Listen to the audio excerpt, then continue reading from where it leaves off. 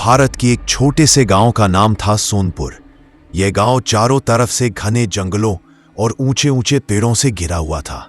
गांव के लोग खेती बाड़ी करके गुजारा करते थे। बाहर से देखने पर यह गांव साधारण और शांत लगता था, लेकिन जब रात होती तो यहां अजीब खामोशी छा जाती। कहते हैं कि रात 12 बजे के बाद यहां कोई भी घर से बाहर निकलने की हिम्मत नहीं करता था। गांव के बुजुर्ग कहते थे, यह गांव शापित है, यहां की धरती पर किसी की आत्मा भटक रही है। कहानी की शुरुआत राहुल नाम का लड़का शहर से अपने ननिहाल गांव आया हुआ था।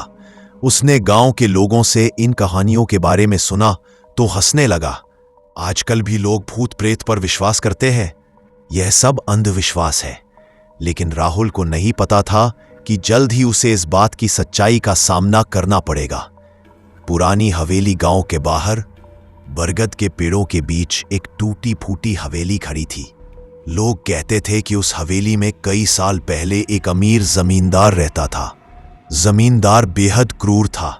उसने गांव के गरीब किसानों से जमीन छीनी और विरोध करने वालों को बुरी तरह पीटा। एक दिन गांव के लोग उसके खिलाफ उठ खड़े हुए और गुस्से में आकर उन्होंने हवेली को आग के हवाले कर दिया। जमींदार उसी हवेली में जिंदा जल गया। तब से वो हवेली सुनसान पड़ी थी और लोग कहते थे कि जमींदार की आत्मा अब भी वहीं भटकती है। राहुल की जिज्ञासा राहुल को इन सब कहानियों पर विश्वास नहीं था। उसने तय किया कि वो रात में हवेली जाकर सबको साबित करेगा कि ये सब झूठ है। उसने अपने 3 दोस्तों को भी साथ चलने को कहा, अमित, करण और नीरज। पहले तो वे डर गए, लेकिन राहुल की जिद के आगे मान गए। रात के 12 बजे चारों दोस्त टॉर्च लेकर हवेली की ओर बढ़े। हवेली तक पहुंचने वाला रास्ता सुनसान था। दोनों तरफ सिर्फ झाड़ियों की सरसराहट और उल्लुओं की आवाज। दूर से हवेली काली छाया की तरह दिख रही थी। अमित कांपती आवाज में बोला, मुझे अच्छा नहीं लग रहा राहुल, वापस चलते हैं। राहुल हंसते हुए बोला, डरपोक मत बन, चल। हवेली के अंदर जैसे ही उन्होंने हवेली का दरवाजा खोला, उसकी चरमराहट पूरे जंगल में गूंज गई। अंदर सब कुछ धूल और मकड़ी के जालों से भरा था। हवा में सड़ी गली गंध फैली हुई थी। दीवारों पर पुराने चित्र टंगे थे जिनमें जमींदार की तस्वीर थी। तस्वीर के चेहरे पर इतनी गहरी नफरत झलक रही थी कि देखते ही डर लग जाए। नीरज ने कहा, मुझे लग रहा है ये तस्वीर हमें घूर रही है। सब हंस दिए, लेकिन अंदर ही अंदर उनके दिल तेजी से धड़क रहे थे। अचानक हवेली की ऊपरी मंजिल से किसी के चलने की आवाज आई, ठक ठक ठक। सभी दोस्त सन्न रह गए। करण ने कांपते हुए कहा, ऊपर कोई है। राहुल ने साहस दिखाते हुए कहा, चलो देखते हैं कौन है। वे सीढ़ियां चढ़कर ऊपर पहुंचे। ऊपर का कमरा बिल्कुल खाली था, लेकिन जमीन पर ताजे पैरों के निशान बने हुए थे, मानो कोई अभी अभी गुजरा हो। एक कमरे में उन्हें बड़ा सा टूटा हुआ आईना मिला। जैसे ही राहुल ने टॉर्च आईने पर डाली, उसे अपने पीछे किसी की परछाई दिखाई दी।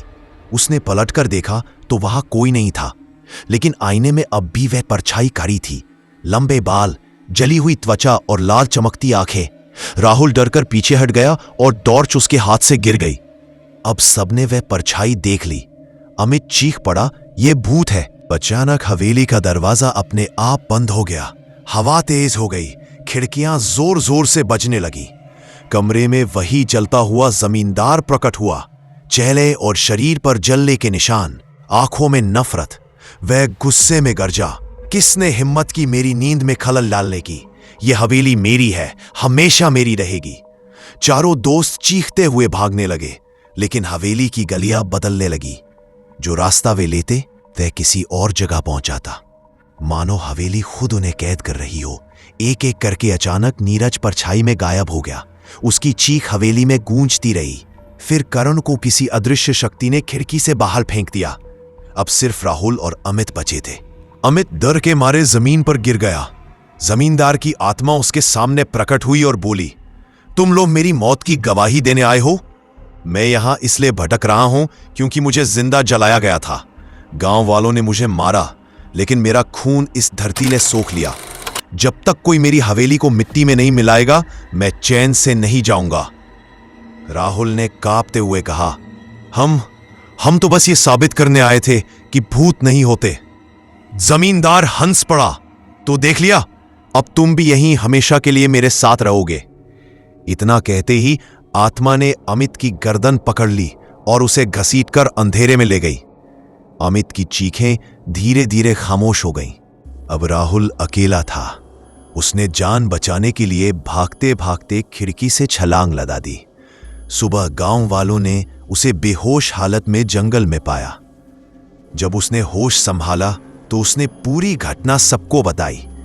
लेकिन सबसे डरावनी बात यह थी, राहुल की आंखें अब लाल हो चुकी थी और वो बार बार फुसफुसा रहा था, ये हवेली मेरी है, मेरी। गांव वालों को समझ आ गया कि जमींदार की आत्मा अब राहुल के शरीर में प्रवेश कर चुकी है। आज भी सोनपुर गांव के लोग रात को हवेली की तरफ नहीं जाते। कहते हैं वहां अब राहुल की आत्मा भटकती है। जो भी जिज्ञासावश वहां जाता है कभी लौट कर नहीं आता।